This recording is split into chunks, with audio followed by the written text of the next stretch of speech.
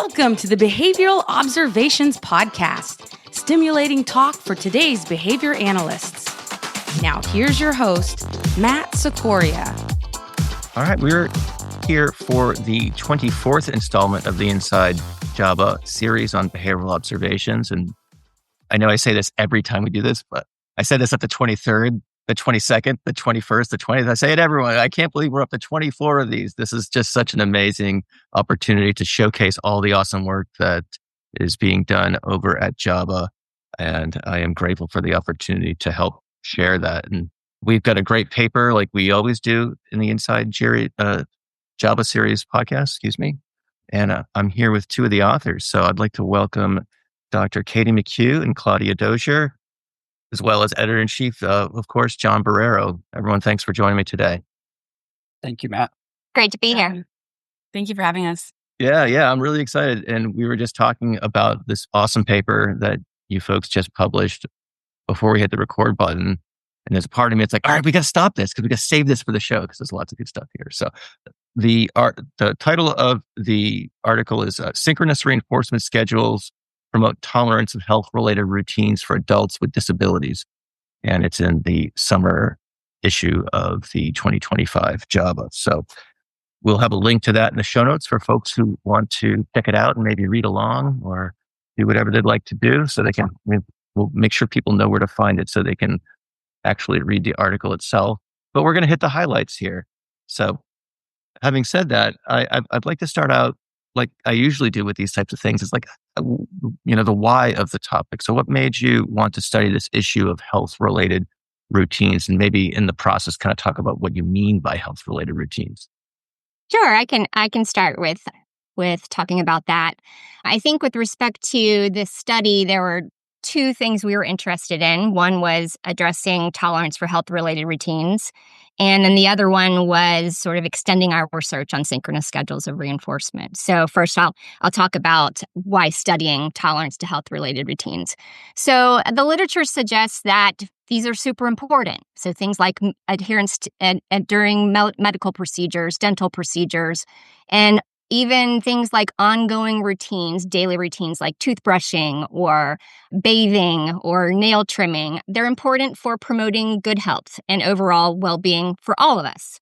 But it's particularly important for folks with intellectual and developmental disabilities. One, because they're reported to have poor health and receive less quality health care than their neurotypical counterparts. Also, if folks don't engage in some of those routines as needed, if they don't bathe regularly, if they don't brush their teeth regularly, it can influence quality of life. So things like getting a job, building relationships with others, being included in the community for individuals with IDD. So this topic was really important to us for that reason. Second, on the research on this topic, it suggested that a major variable that influences good health in this population is their failure to engage in or tolerate health routines. So there's a huge need for effective and efficient interventions to address this. And then for me and Katie specifically, we were working within the context of doing behavioral service consultations for a large program serving adults with intellectual and developmental disabilities. And so a common issue with many of the consumers that we were supporting is that they were reported to engage in challenging behavior, or they were not tolerating some health-related routines or important activities of daily living. Those things like brushing their teeth, washing their hair, getting their nails trimmed, engaging in safety-relevant routines that needed to happen throughout the day. And when that was happening, staff are less likely to prompt them to engage in these activities. We all know when challenging behavior is happening, refusal is happening ongoing, and staff have tons of other things that they're having to do throughout the day, that they may be less likely to try to encourage or prompt folks to engage in these routines. And so this is just sort of an added reason why it might result in poor health and overall well-being for this population. So it was definitely something that we were interested in targeting for a lot of the consumers that we were working with at the time. I did want to say a little bit about synchronous reinforcement because these two things kind of came along at the same time. We were already doing a line of research on synchronous reinforcement, and it sort of, it just kind of was another application of synchronous reinforcement that we thought might be really applicable. So I think it's cool to sort of talk about how I stumbled upon synchronous reinforcement. And believe it or not, it was many years ago when I was in graduate school working with folks with Prader-Willi syndrome. Mm. And for listeners who are not as familiar with Prader-Willi syndrome, this population of people it's a genetic disorder, and a common characteristic of folks with Prader-Willi syndrome or PWS is hyperphagia. So these folks have an insatiable appetite, and that leads to consumption of large amounts of food, obesity without intervention. And so addressing diet and exercise for weight loss are super important targets for that population of folks. And so I ended up using a synchronous schedule of reinforcement and really didn't know that that's what it was when I was using it to increase exercise behavior in the consumers that I was working with Prader-Willi syndrome. So individuals got to choose a video prior to exercising. And folks, this was so long ago that the videos were VHS tapes. So we had like a wall of bookshelves with VHS tapes. And as long as they were exercising at their prescribed level, then the movie that they chose was on. However, if they dipped below their prescribed level or stopped exercising, the movie was paused until they again started exercising at their prescribed level. And so folks were walking on the treadmill at a certain speed and an incline that was prescribed by their physician and physical therapist, or they were on stationary bikes doing a certain speed or level as prescribed by their physician. And so as long as they were doing that during the session, then the movie was on, full access to the movie. They paused or stopped or fell below that, and then the movie was paused and did not come back on again until they were exercising at that level again. And what we showed is that it was super effective for increasing exercise behavior in this population.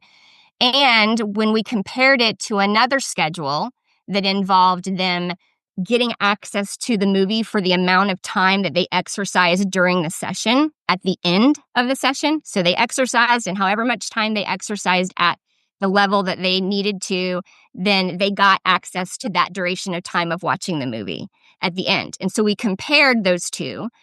Synchronous schedules were more effective for quite a few of the participants, and all of the participants preferred the synchronous schedule over the schedule where they got the movie at the end. And so that was sort of our first foray into synchronous schedules. And fast forward to my time at KU, and we really sort of got the ball running on studying synchronous schedules. So my doc student, Dr. Sarah Diaz de Villegas, did her master's thesis, which was sort of a proof of concept study on synchronous reinforcement, showing, again, that it was effective for increasing, in that case, on-task behavior with preschoolers, and it was more preferred by preschoolers. And then we started applying synchronous schedules to socially relevant behaviors. And so Katie, actually, in her master's thesis, it was during the pandemic, so it was serendipitous that we used synchronous schedules to get people to wear masks. So adults with intellectual and developmental disabilities, Katie's study that was published in 2022. And then another one of my recent doctoral student graduates, Dr. Stacia Leslie, she did a study with children in our daycare center here on campus for increasing mask wearing with those kids. And so it's just sort of been a developing line of research for us. And this was an application that we thought would be really cool as well.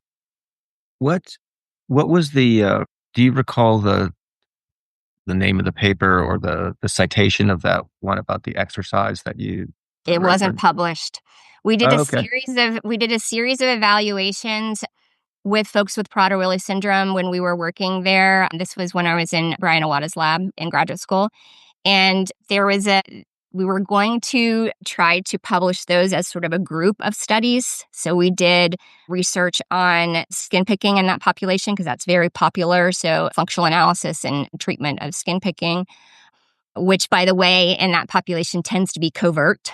So they do it when others are not around or when others can't see, is what that evaluation showed. Dr. Pam Nider did that study. So we did like 6 or 7 studies on different characteristics of Prader-Willi syndrome, and that was supposed to sort of be like an issue in publication.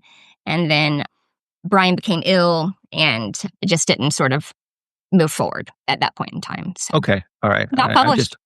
Okay. I was just curious. I sometimes get emails from listeners saying, hey, this study got mentioned. Where can I find it? So, but I'll once after we conclude the conversation here for the podcast, we'll get those other references as well. So if people want to do a deep dive on synchronous schedules and link it to the ones that you just discussed, we can support that.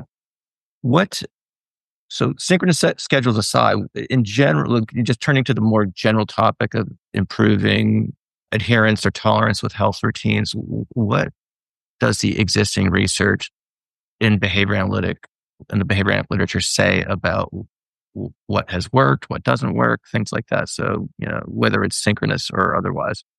Yeah, I can talk a little bit about the literature. When we started looking at targeting these routines, obviously we start with a, big literature review. And there were a few things that we learned right off the bat. So finding the correct keywords for the literature took some time, making sure that we were looking for the correct topics and keywords and making sure that we could encompass all of the relevant literature. So some studies discuss it in terms of tolerance, some discuss it in terms of cooperation, compliance, engagement. So we really wanted to use all of those key terms when we were looking at the literature to make sure that we were including all of the relevant studies and procedures being used. So once we narrowed in on that, what we found was that graduated exposure was the most common treatment used in this area of study. Graduated exposure in this field of study involves breaking down the routine into smaller steps and targeting those steps individually until the participant is successfully completing the entire routine. So it's important to note that within this literature as well, we started with the graduated exposure, but we also encountered terms like desensitization and stimulus fading, which we kind of included within this umbrella term of graduated exposure because the procedures were kind of aligned.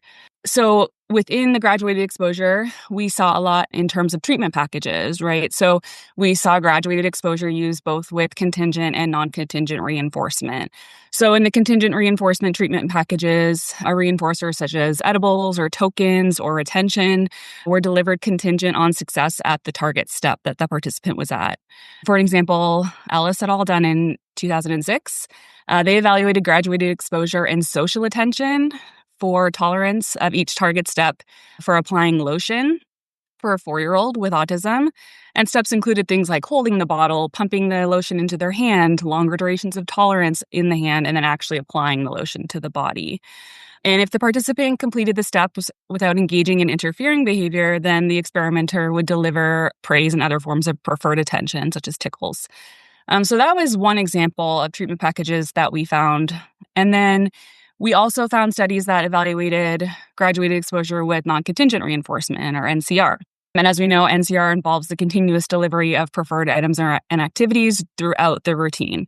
So research has suggested that continuous presentation of a preferred item or activity during an aversive routine specifically may actually decrease the aversiveness of the routine by counter-conditioning.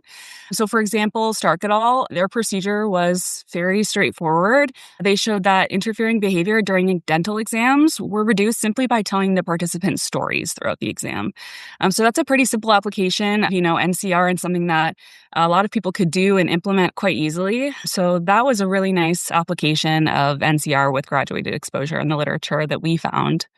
And we've also found a small group of studies that looked at NCR without graduated exposure. But the results of that have kind of been mixed. So for example, Richling et al. In 2011 showed that NCR that involved continuous access to toys increased compliance with wearing a prosthetic. But then in 2008, DeLeon et al. Found that NCR was only effective increasing eyeglass wearing for 1 out of 4 participants. And the others required other treatment components in order to be successful. So NCR alone was not sufficient for those other 3. Additionally, a study by Hardesty et al., who is a colleague of ours, she did a study in 2023 comparing NCR and SSR, actually, for increasing on-task behavior, and found that SSR was more effective than NCR, given there's more research that needs to be done. And we'll talk more about different reasons why that may be the case. But Leon suggested in 2008 that NCR might be a nice way to kind of maintain SSR after we see those effects. And I know Claudia is going to talk more about that later on when we are, discussing results and limitations and things like that. And then finally, we saw a few studies that included escape extinction in their treatment, as well as the graduated exposure. So escape extinction in health routines involves kind of preventing the individual from escaping or avoiding the routine by gently guiding them through the routine or blocking the interfering behavior.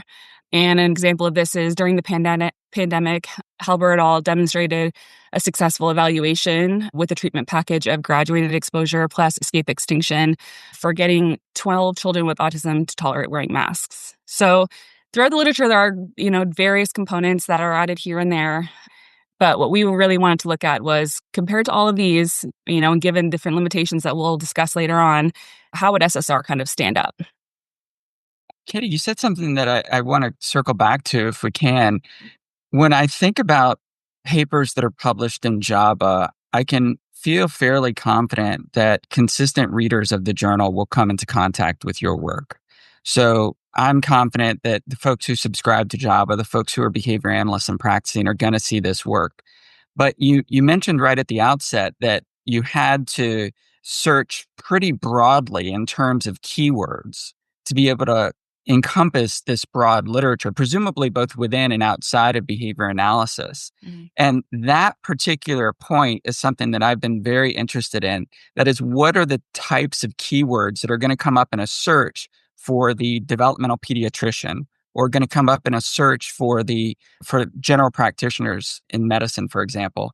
So as I think about this particular paper, and we share with this listening audience the kinds of keywords, what do you think are the top keywords that we should be honed in on so that folks come into contact with all of, or as much of this work as one can? Yeah, that's a really good question. And it was something that we talked a lot about in our lab meetings. So it was definitely a team effort because we're looking for the different treatment types, the graduated exposure, the stimulus baiting, the desensitization. We're looking for tolerance. We're looking for compliance, cooperation. And we know that there's kind of a move away from the term compliance in some of the more recent studies, but also interfering behavior, refusal behavior, problem behavior.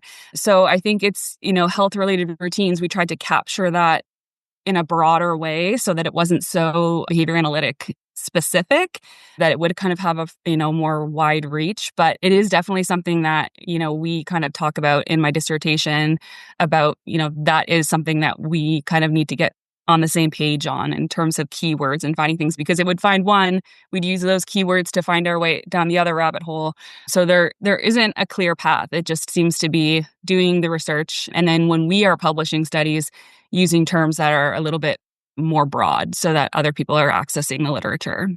Yeah, that's a great point. And I think just generally as editorial policy, that's something that we should be thinking about. The kinds of keywords you're going to put your work on the radar of other scholars who might not typically read this journal. So it's an important point, and I appreciate the ways in which you described how we can do that more effectively. Thank you. All right, so let's get into some of the details of this particular paper. I think we've got a good background. Appreciate you folks walking us through why this is important, what's been done previously, and certainly an overview of synchronous schedules. So again, with regard to this particular paper, can you talk a little bit about the participants in this study? Who were they? In general terms, of course. Where do they live? What were some of the repertoires that you were trying to either increase or improve, and conversely decrease? Give us an overview of the types of folks you were providing these services to. Yeah, I'd love to. We spent a lot of time with these folks. I did my entire clinical placement at this this organization. It was an organization that provided residential and day services for adults with intellectual and developmental disabilities in the Midwest. So we were really, really lucky. We had a lot of great folks to work with, and we kind of had two groups of participants for this study. So we had our adult consumers who were targeting the routines. They were adults that ranged from 23 years old to 63 years old. All were non-vocal verbal with the exception of Charles, who had some 2 to 3 word requests, and they all engaged in some sort of interfering behavior in terms of their daily routines. So, for example, Davis, he engaged in a high level of severe self-interest behavior in the form of body rocking that resulted in head-to-surface hitting that actually, historically, he had engaged in so severely that he detached his retinas and is no longer able to see. So when they would try to engage in some of these routines, specifically the toothbrushing and the pulse ox, which we'll talk about in a second, he would engage in severe self-interest behavior as well as refusal behaviors. So, that was a major issue. They got to the point where they weren't able to brush his teeth. And what they were trying to do was just use a medicated swab to get some sort of oral hygiene in his mouth because they were not successful over several years to get a toothbrush in his mouth. And then we had other participants such as Louise, who was targeting more daily activities in terms of toothbrushing, hand washing, hair brushing. Obviously, during the pandemic, she was not a fan of hand washing, and they had kind of very strict schedules on that. So that was a huge barrier. Hair brushing, she wouldn't tolerate it. So they had to cut her hair very, very short to kind of get rid of the matting. And toothbrushing, she was on her way to oral treatments as well because she would not tolerate the toothbrush in her mouth at all. So that was one group sample. And then we had our staff that kind of implemented certain sessions. We actually had 11 of the group home staff that worked with us. And we had selected staff that had worked with the consumer and the company for at least 5 months. And their ages ranged from 22 to 35 years old. And those are folks that worked with them, every day in terms of from when they wake up, going to day services, supporting them throughout meals and different leisure activities, and then, throughout the day. So we had a lot of staff that had really close relationships, which made it pretty important. And then in terms of the routines, we also had 2 different groups. We have lots of groupings in this study. So we targeted the activities of daily living, such as, like I mentioned, toothbrushing, hand washing, things like that you would do every day. For these routines, we created task analyses of the routines as they pertained to the participant. And then the second group, like Claudia mentioned, where we're focused on tolerance of wearing medical devices. So, for example, Davis had to tolerate wearing a pulse ox. Charles had to tolerate wearing a GPS device. And Caitlin had to tolerate wearing a helmet. So a little bit of background around these folks, because I think it's pretty interesting of, why they have to wear these devices. So Davis did get COVID during the pandemic, and he had pretty severe complications that resulted in hospitalization and pneumonia. He was very, very, very ill. And when he was in hospital, the nursing staff had a very, very tough time trying to get vitals and oxygen levels. He would not tolerate it unless he was sedated. So when they brought him home, the nursing staff and his doctors said, he's going to have long-term complications from this. He always had some, breathing issues when the air quality was poor. We always saw some wheezing in him after that. So they recommended taking his pulse ox at least once a day. And then if they saw other, respiratory distress, taking it again to make sure that we were getting intervention early, because he was non-vocal verbal. He couldn't let us know, if he wasn't feeling well. But staff could not get that pulse ox on his finger. He would wave his hands. He would engage in self-injurious behavior. He would throw it. For a gentleman who didn't have vision, he had immaculate target. He could hit me from 2 rooms over. We always said he should have been on the Kansas City Royals because that boy can throw. So he, that was a barrier for him. So we needed to get him to do that every single day. And we talked to the nursing staff at the agency and said, how long does he actually have to wear this pulse ox? How long does it have to be on his finger in order to get a reading? And they said, well, generally 30 seconds is sufficient. But in real time, what we're doing is putting it on and then listening to his lungs and then taking it off. So realistically, he's probably going to have to tolerate wearing it around 5 minutes. So that's why within the study, we saw the, initial tolerance that we wanted was 30 seconds, but we did a 5-minute session just to kind of mimic what it would look like for him. And then next we have Charles. Charles was our youngest participant, and he engaged in elopement. So Charles loved emergency vehicles. He loved the fire station. He knew where everyone was in his city, and he would elope it as soon as he had the opportunity. So if he was in the community at an event and he knew there was a fire station or emergency services close by, he would run. There's circumstances where he eloped from a van and ran for miles to access a fire station. So although we had, behavior support plans in place, we had other, different things that we were putting in place to kind of reduce that elopement, safety was number one. We needed to make sure that if he were to elope, we were able to find him easily. So we had a And GPS. Katie, Yeah. he was really fast too. He was a track star. He was the fastest person I've ever, he was so fast. Staff tried to keep up, but you couldn't. So we generally, staff went like by vehicle to try to find him. I'm trying to picture this in my mind, and I think that at the very least, he's running towards a location where there are, trained community helpers, as opposed to like a body of water or, but at the same time, if he's running through like busy intersections or something like that, that's, maybe those things, more than cancel out. Yeah. It's always been noteworthy. I've worked with a number of individuals in my career where, whatever their thing is, they excel at it, and it reminds me of, sometimes kids with articulation difficulties, they get that they can really pronounce profanities, as if they're a BBC presenter. Everything else might be, very, very challenged, but, to get that last C case, it's like chef's kiss. Yeah. So I've seen this manifest itself across a variety of repertoires, I guess, suffice to say. So anyway. Even with really young children. Yes. Yes. Yeah. Motivation is a powerful thing. And- yes. Charles was very fast and very motivated. And luckily, the emergency services knew him very well. So they were very good at responding. But that was the thing. If we're running through traffic, we're running over, that was when things became dangerous. So they got him a GPS bracelet. And initially we thought, okay, let's put it on his ankle. It's not intrusive. It's not clunky, getting in the way. So they put it on. He went to his room and he proceeded to chew it off almost within minutes. So that was not gonna, and then when they tried to get it back on, he also had a history of severe physical aggression. So he would engage in physical aggression. So they said, no, we need help. We need him to wear this and tolerate wearing this. And the goal was to wear it 24/7 so that it would not be removed. So that's where we came in. And then finally, Caitlin. Caitlin was referred for wearing a helmet, and it was actually because she had a really unsteady gait. When she would walk, she had, several incidences where she would fall, resulting in stitches or black eyes, hospitalization, head injury. So she was required to wear the helmet anytime she was up walking around. But anytime the staff would try to put it on, she would immediately rip it off and throw it. And it often threw it in the direction of other people. So we needed to make sure that all of these folks specifically were tolerating it. And for Charles and Caitlin, tolerating it for, the duration of the day. So those were our folks that we worked with. One of the things that's very apparent in your description of the folks that you worked with is the collaborative nature of these interactions. It's very clear that you're working with the team at this facility to be able to provide those services. And one aspect in particular that I really want to underscore is the way in which you consulted with nursing and medical professionals to determine the duration of the pulse ox reading.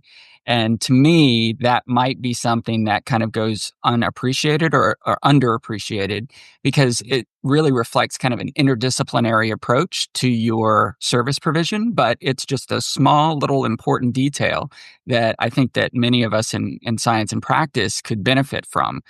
We don't know the answers to all the questions. And when we don't, it's good to find collaborative partners who can provide that information. So that was a very nice touch and just an overall very nice approach that you've taken. I think it's a really good point, John, because like the graduate students had in their work had excellent relationships with the nursing departments and various other departments, and they really built those collaborative relationships. And we rely on them a lot to try to figure out, because a lot of the consumers we work with we see increases in problem behavior due to medical concerns or things like that. And so they've been an excellent part of our team in helping us support folks.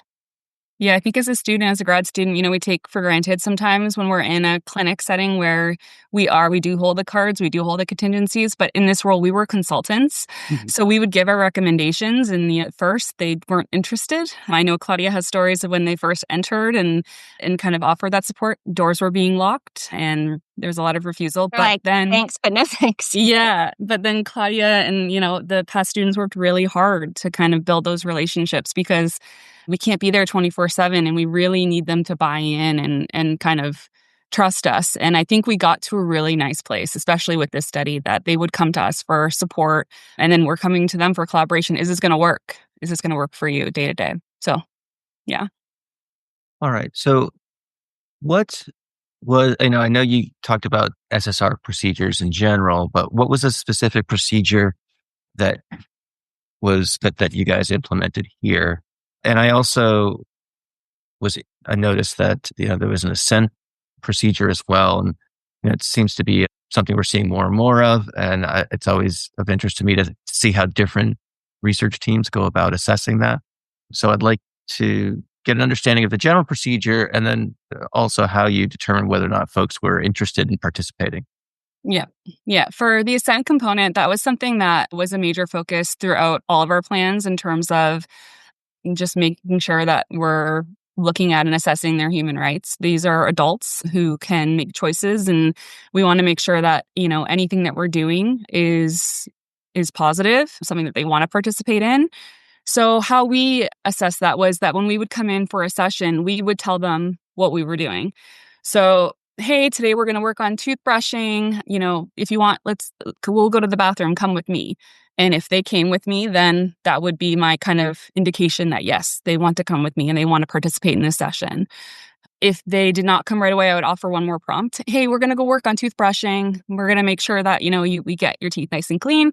Come with me. And if they didn't come the second time, then we would consider that, they're not assenting to this treatment. Or if during the session, they kind of left the area, like if they left the area or closed their bedroom door, kind of did any behavioral indicator that, no, I don't want to be with you anymore. It is of note, only one participant did this for 2 sessions where they, kind of withdrew that assent and they left and they went into their bedroom and closed the door very clearly. And we knocked and the door remained closed and that session was done. So we really did make sure that, they were willing to come with us and willing to work with us. And if that was, in any way indicating that they didn't want to participate, then that session was done and we would come back another day. Can I follow up on that? I think that's a surprising outcome, at least just from a reader standpoint, because you're saying, hey, let's do this thing that, you really have a hard time doing. You engage in problem behavior when people ask you to do it. And it's overall a pretty negative experience. Come with me. Let's go do that. And then you only had one refusal out of all these sessions you did. Do you have any idea as to how you managed to pull that off? We did offer a snack after session. So we did, after all baseline and treatment sessions, we did have a snack. Or for Davis, who was tube fed, we played, catch with him for a little while. So that was consistent across baseline and treatment. Also, we had relationships with these folks. We spent a lot of time with these folks and their staff were there. So I like to think that maybe there was a little bit of, pairing and trust there that they know, generally speaking, good things happen when these people are around. And then after treatment, when they see all the good things that are happening, that is when we see, you don't even have to give the instruction. They're already in the restroom. They're ready to go. So I hope that's, just relationship and rapport building. Okay. Got it. I think it's a good point too, though, Matt, because we have had some studies that we've conducted where after folks experience the treatment, and if you're trying to go back to baseline, once you get back to baseline, they're like, gonna pass coming to session. And so it's kind of a struggle with respect to experimental control. That happened quite a lot, actually, with our preschool, typically developing preschoolers. That and they would kind of talk to each other in the classroom too, and be like, they're not giving reinforcers right now, so let's not go to session. Let's do this instead. And so we have come up against that some. There's a great classroom management study that I use when I do trainings, and it's an A/B design.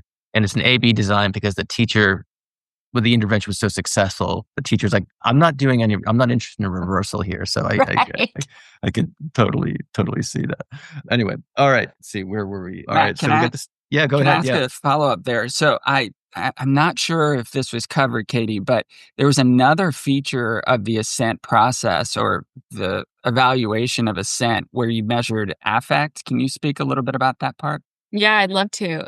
So we kind of operationally defined positive and negative affect for each of our participants based on what we had seen and what the staff would kind of, what they kind of see as positive and negative affect.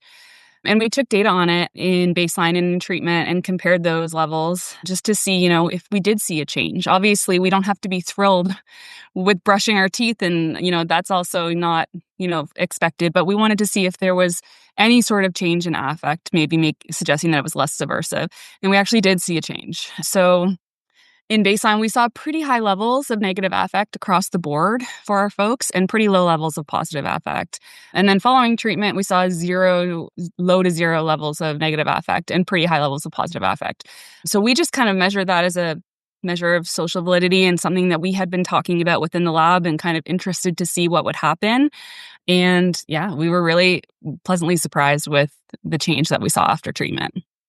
I thought that was a really nice feature of your study and your procedures. And I realized that as behavior analysts that we might kind of take a pause when trying to interpret what someone's physical affect means about them. But it does seem as though it has a lot of face validity, that when people are showing signs of distress, that's going to be highly correlated with feelings of dissatisfaction and general aversiveness of the context. So I think as a standalone measure, as behavior analysts, we might not be satisfied with it, but as a complementary measure, it was really a nice approach. And I think it'd be great if we had more of those measures in our published literature to get a sense of that. There was also a feature in the study where you noted how it was important to measure both the assent and the occurrences of positive and negative affect. I think because for one of the participants, you noted that the affect was positive, but the behavior was distressing. And could you say a little bit about that? Yeah, Louise and Charles, honestly, we did see some, a little bit of confusing things. So Louise would be laughing, but then throwing the toothbrush or, kind of banging on the sink, but laughing as it was happening. Same with Charles. It was hilarious to him when he would go over and hit one of our experimenters and kind of, laugh and walk away. So there's complex things going on in these folks' minds that maybe we're not fully understanding, but there were those moments of, it says it's positive affect according to the definition, but we're also engaging in physical aggression. So taking that, together as well and kind of understanding the full story. Yeah. And I think that's just good behavior analysis on the fly. When you realize, hey, this isn't kind of supporting what I'm seeing, we need another measure to capture that. And I think that was a nice touch. Yeah. Thank you. All right. So what were I was going to say, what were the results? You had lots and lots of data here. So that's obviously, we need to narrow that question down a little bit. But having said that, can you give us just an overall sense? So you had presumably, or not presumably, you measured tolerance, et cetera, in a baseline, and then you implemented the SSR condition, right? So in broad strokes, what did you guys see? And then I know you had to do with some participants, some other tweaks. And so let's get to that later, but let's just cover the general intervention first. Sure. So we evaluated the effects of the synchronous schedule for 8 routines across 5 participants. And overall, our results showed that the synchronous schedule alone was effective for increasing tolerance for 5 of those 8 routines.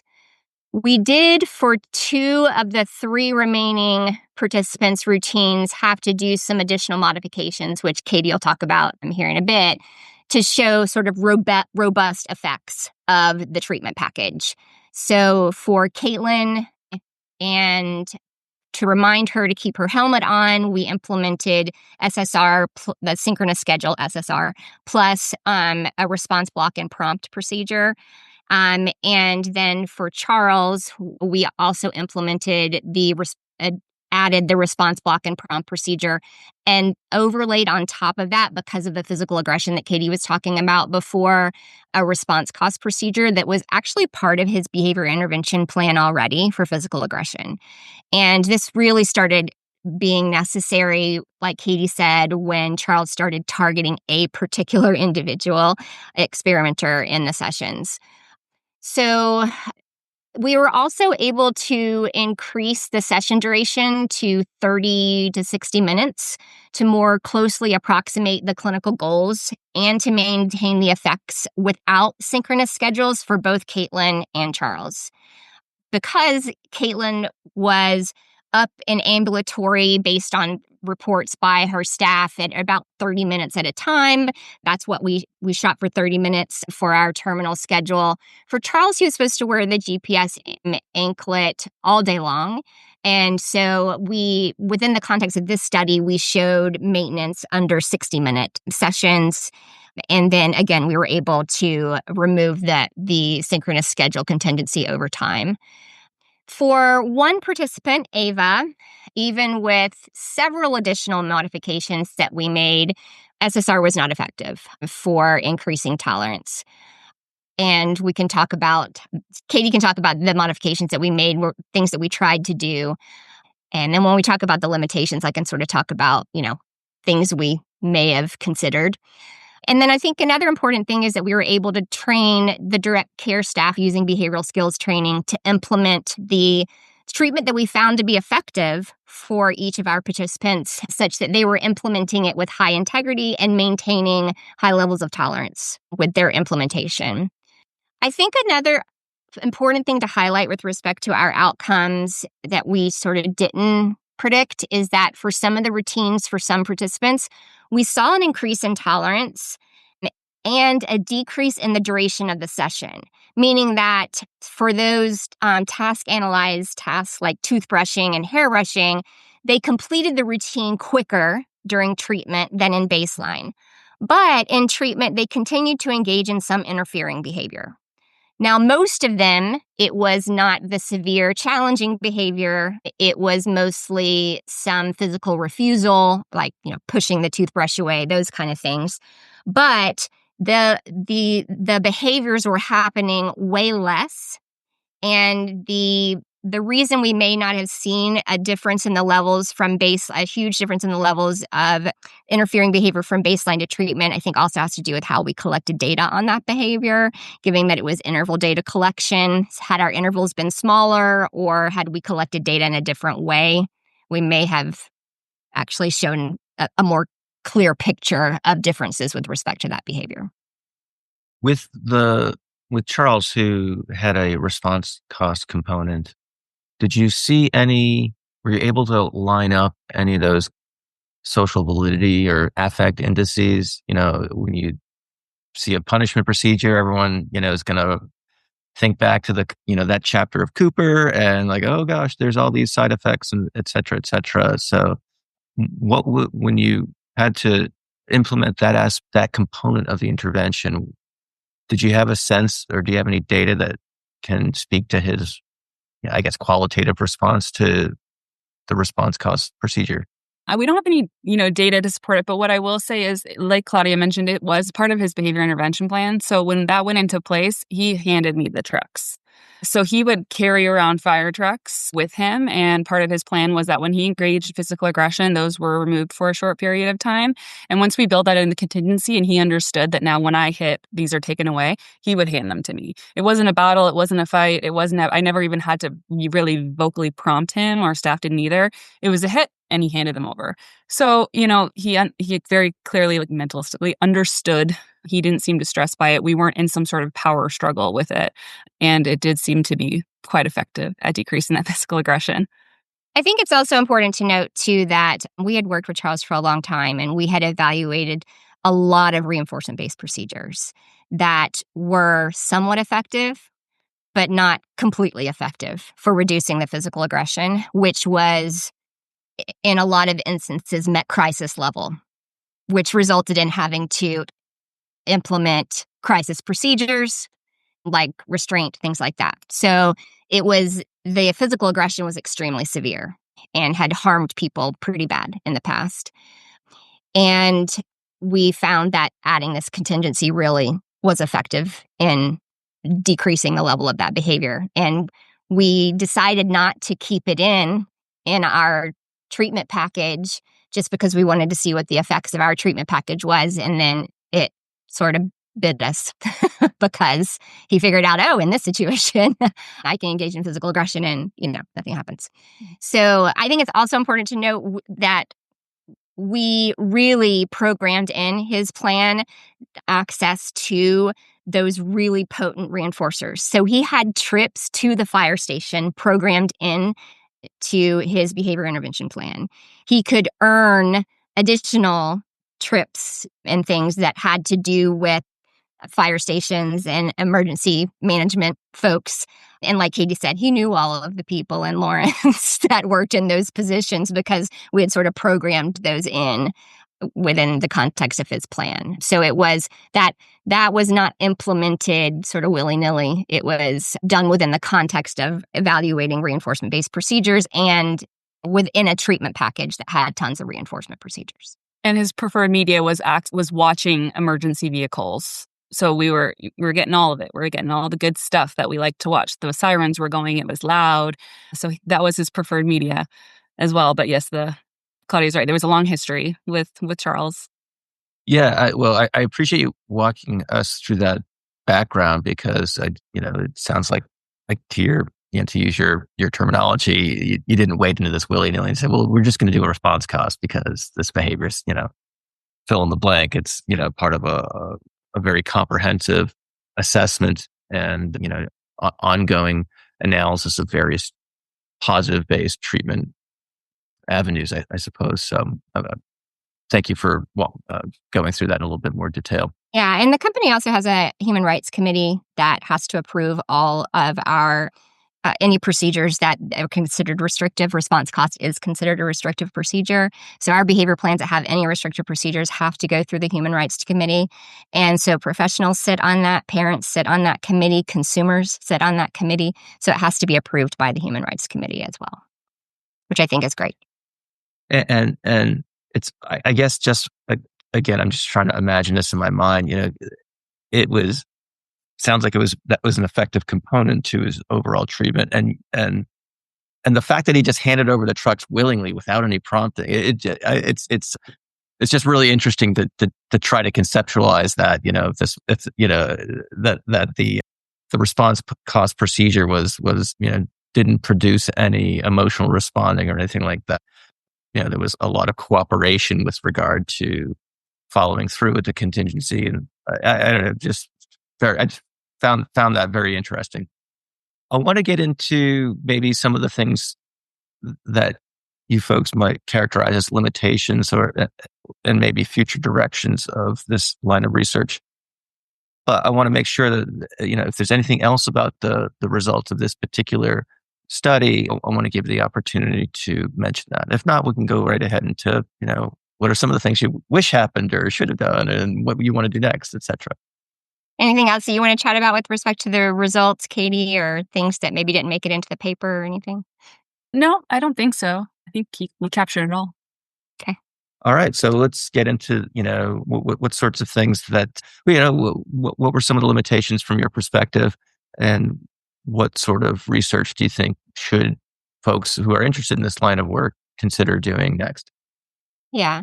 So one of the things about this study and several of the other ones where we've implemented synchronous schedules is we don't necessarily show the necessity, the synchronous contingency. So it's possible that just non-contingent access to the reinforcers during the routine would have been just as effective. There's a couple of reasons why we think that might not be the case. One is that previous research on the use of NCR that Katie was just talking about earlier for increasing tolerance and decreasing interfering behavior suggests that has been ineffective alone for most participants.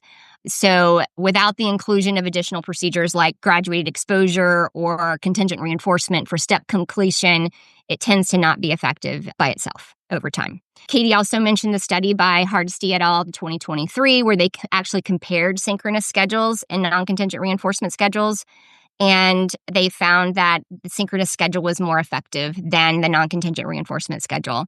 So those data suggest sort of the importance of that synchronous contingency, where the reinforcer is available or on as long as the behavior is happening and the reinforcer is paused when the behavior is not happening. One of the things about NCR, though, that was suggested in a paper by DeLeon et al. In 2008 is that what might be possible with NCR is maintaining behavior change. So after a history of synchronous reinforcement, could you then move to a non-contingent reinforcement schedule to maintain behavior change? So I think that might be an interesting area of research. Actually, one of my doctoral students is looking at that right now to see if different ways to fade or maintain behavior change under synchronous schedules. There are a couple of methodological limitations, I think, to our study. In hindsight, there was a lot of data collected in this study and a lot of analyses. And so one of the things that we wished is we had more data on participant affect. So we only collected participant affect data on a subset of baseline sessions and a subset of treatment sessions. And we would have liked to have had a better picture of participant affect over time. And so, like John was saying earlier, I really think this is a nice additional data collection behavior that I'd like to see a lot more studies doing. And I think we wish we had had more data to analyze with respect to the affect behavior. Hindsight's 2020, right? For Caitlin and for Charles, we had to implement additional procedures to meet their clinical goals. So SSR was effective for them for increasing tolerance, but we needed them to keep the device on and not take it off for extended periods of time. And so we did have to implement a prompting or rule and response block procedure to get them to keep it on, at least initially. But we did not evaluate the effects of those procedures alone. We added those on later.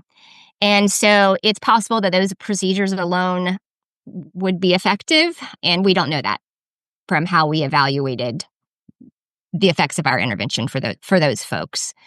And then for Ava, we were not able to find a reinforcer or condition under which SSR would result in increasing her tolerance to toothbrushing. So we struggled with determining a reinforcer for her that was easily deliverable and consumable in a synchronous schedule arrangement. And so I think this is an important point because it highlights a couple of things. One is that we probably should have had more of a systematic preference in reinforcer assessment procedures in this study, particularly for her, to be able to more systematically figure out reinforcers to use. But another thing is the potential limitation of synchronous schedules in that not all stimuli can be delivered in that continuous or non-episodic fashion, right? They're duration-based. They need to be duration-based reinforcers. The behaviors that you're changing need to be duration-based, and the reinforcer delivery needs to be duration-based. And not all behaviors and not all reinforcers is that applicable. And so I think this leads to a really important area of future research, and that is comparison of these different types of schedules for behavior change. So comparison of continuous versus discontinuous schedules of reinforcement, or episodic versus non-episodic schedules of reinforcement, to determine the conditions under which something like a synchronous schedule or other schedule arrangements are most applicable in general. So most of our research on schedules of reinforcement are on episodic schedules of reinforcement, right? You do this, then you get a reinforcer. You do 6 math problems, you get to watch a video for 5 minutes. So ratio schedules, interval schedules, right? There's a great paper by Williams and Johnson in 1992 that really lays out the comparison or the difference between the bulk of our research, which is on those episodic schedules, and what they call non-episodic schedules, which is synchronous schedule and other schedules of covariation sort of fit into. And that means that there's an ongoing, continuous response reinforcer relationship. And those authors actually say that what's probably happening in our natural environment is more so those non-episodic schedules. There's this reciprocal relationship between environmental contingencies and behavior, rather than do this, get that, do this, get that, if that makes sense. It makes total sense. I'm thinking back, so I'm thinking like one of my teens or young adult children who are on their phones, and that's a, and sometimes me too. I'm not going to throw stones here. Right. And that's a very contingent, that is definitely non-episodic, and then, when you were describing synchronous schedules earlier in the conversation, I was thinking about that and I was hoping to return to that. So I'm glad you did, I'm just thinking of like the study that you did with the exercise and the videos. When you stop pedaling, the video, cuts out, and that would be a very different scenario, very difficult to do, to deliver, edibles or preferred items or, things like that. That's a whole different, that would interrupt the flow of the behavior that you're trying to change. So yeah, I'm really excited to see what comes of that. So yeah, I think there's a ton of research that can be done in that area in comparison of these schedules that we're a lot more familiar with. We program those episodic schedules clinically too, but the degree to which, if it is in fact that non-episodic schedules are more likely to be happening in the natural environment, what Williams and Johnson suggest is that may make them more potent for us. Mm. Right? Mm. And that they may result in more efficient and effective behavior change. So I think comparisons of those schedules is really important just in general. But with respect to increasing and maintaining tolerance of health routines or difficult or aversive situations, comparisons of like a graduated exposure package with contingent reinforcement, which is an episodic schedule, versus synchronous reinforcement interventions would be a good comparison, I think, because that graduated exposure package is probably the most common used in the literature to date for these types of things. And like John said, it might be like try synchronous first, see if it's effective, and it's not, then move to graduated exposure package, see if it's effective. And if it's not, maybe combining the two, where you use graduated exposure with a synchronous reinforcement contingency. So that, I think that would be a really cool area of research as well. Well, can I jump in there? Yeah, sure. The observation that this is something that you try first because it, one, may reflect what's happening in the natural environment, and two, may not require that much effort on the part of those programming those contingencies in the environment. I think that makes perfect sense. And it seems as though this is an area ripe for potential application. One of the things you said earlier had to do with, I think, correct me if I'm wrong, but I think you characterized the additional procedures as a limitation, that you had to have these additional procedures. And I realized that, as a journal editor and reviewer, that when one procedure does not have the same effect for all participants, we look at that and we say, oops, that's a problem. But I view this as an ideal intersection between the research and practice of behavior analysis. Because what you've done is you've been presented with some challenges that you've been asked to address. You've applied an independent variable, and in some instances, that IV worked as you intended it to work. And in other instances, it didn't. But good practice means that you're not going to abandon that situation. Rather, you're going to try to figure out what sorts of alterations to that procedure can be made effective. So again, I completely understand why you began by characterizing that as a limitation. But from my perspective, this should be the model for how folks in practice operate. When you're presented with a challenge, you try to answer it. When that first attempt doesn't work, then you're going to try something else. You're not going to abandon the challenge. You're going to step up and try to solve it. So great intersection between the research and practice and behavior analysis. Yeah, I appreciate that. And where we're working now, where a lot of our clinical research is done, it's in a community-based program. And they need effective interventions, right? So we sometimes have to maybe not have as much experimental control to be able to do those things. And that's one of the things that I love about our science. And I say this to my graduate students all the time, you have to love the process, right? And that's the process that I love, the problem-solving process, right? Where you implement the IV and it's, like you said, it's effective for some people, not for others. Well, what do we need to do now to make this effective for other people? And to me, that's the process that I love working with my graduate students on, is trying to figure that out for it to be clinically applicable for somebody. And so that's the fun part, right? But it also can make it a lot more challenging to do research in those kind of environments, because there are different people have different contingencies with respect to what we're doing. And we have to be responsive to that. Yeah, and your research, your approach shows that it's possible. So that's another reason that I think this is a good model. We don't have to throw up our hands and say we can't do it, but rather, as you say, do the fun part and try to figure out how to make it helpful for everyone, or as many people as you can. All right. Well, I think that's a fun note to end on, unless there's anything else that you guys would like to say. I'm grateful for everyone for spending their morning with me talking about this really lovely piece of work. And again, for listeners, we'll have this linked in the show notes, so you can go check it out there. We'll link to, Wiley. So if you want to subscribe to JABA while you're at it, you can go ahead and do that too. I think that's it. So thank you very much, guys. Appreciate you joining me today. Thanks, Matt. It was fun. Thank you so much. Thank you. Thank you for listening to the Behavioral Observations podcast with Matt Sikoria. You can find Matt's notes on this episode at www.behavioralobservations.com. We also invite you to stay connected with us on Facebook at facebook.com/behavioral observations and on Twitter at Behavior Podcast.